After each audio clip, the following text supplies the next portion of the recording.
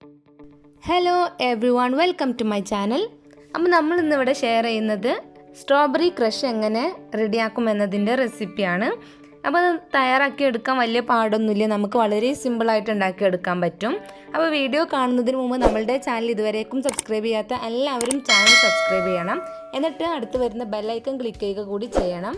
അപ്പോൾ ഞാൻ ചെയ്യുന്ന എല്ലാ വീഡിയോസിൻ്റെയും നോട്ടിഫിക്കേഷൻസ് നിങ്ങൾക്ക് കിട്ടുന്നതാണ്. അപ്പോൾ നമ്മൾ ഇതിലേക്ക് യൂസ് ആക്കിയിട്ടുള്ളത് ഒരു 8 സ്ട്രോബെറിയാണ്.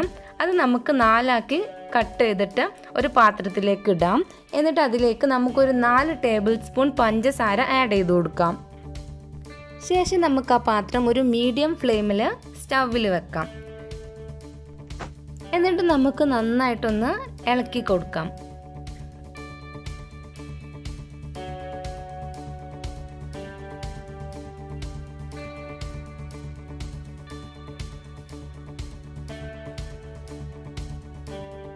കുറച്ച് കഴിയുമ്പോൾ തന്നെ നമ്മളുടെ സ്ട്രോബെറിയിൽ വെള്ളം വന്നിട്ടുണ്ടാവും. അപ്പോൾ നമ്മൾ എക്സ്ട്രാ വെള്ളമൊന്നും ആഡ് ചെയ്ത് കൊടുക്കേണ്ട ആവശ്യമില്ല. നമുക്ക് ഈ സ്ട്രോബെറി നന്നായിട്ട് വെന്ത് കിട്ടണം. അപ്പോൾ ഇതിൽ നിന്ന് വരുന്ന ആ വെള്ളത്തിൽ തന്നെ ഈ സ്ട്രോബെറി നമുക്ക് നന്നായിട്ട് വെന്ത് കിട്ടും. അപ്പോൾ നമുക്കിങ്ങനെ ഇടയ്ക്കിടയ്ക്ക് ഇളക്കി കൊടുക്കാം.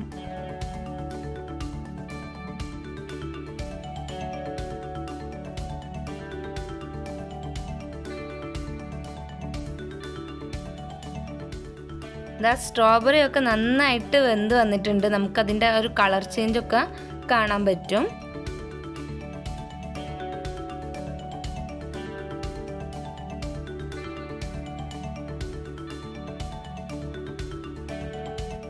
ഇതുപോലെ നമ്മളുടെ സ്ട്രോബെറി കുക്കായി വന്നിട്ടുണ്ടെങ്കിൽ ഇനി നമുക്ക് സ്റ്റവിൽ നിന്ന് എടുത്തിട്ട് നമുക്കിതൊരു മിക്സിയുടെ ജാറിലേക്ക് ഇട്ട് നന്നായിട്ടൊന്ന് പേസ്റ്റാക്കി അരച്ചെടുക്കണം.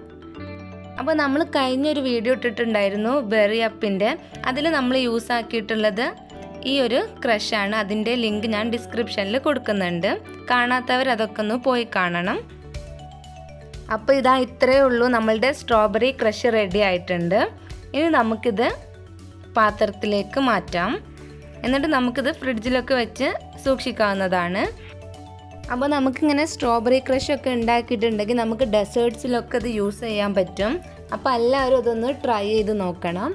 പിന്നെ നമ്മളുടെ വീഡിയോ ഇഷ്ടമായെങ്കിൽ എല്ലാവരും ലൈക്ക് ചെയ്യണം, എല്ലാവർക്കും ഷെയർ ചെയ്ത് കൊടുക്കണം. പിന്നെ ചാനൽ ഇതുവരേക്കും സബ്സ്ക്രൈബ് ചെയ്യാത്ത എല്ലാവരും ചാനൽ സബ്സ്ക്രൈബ് ചെയ്യണം.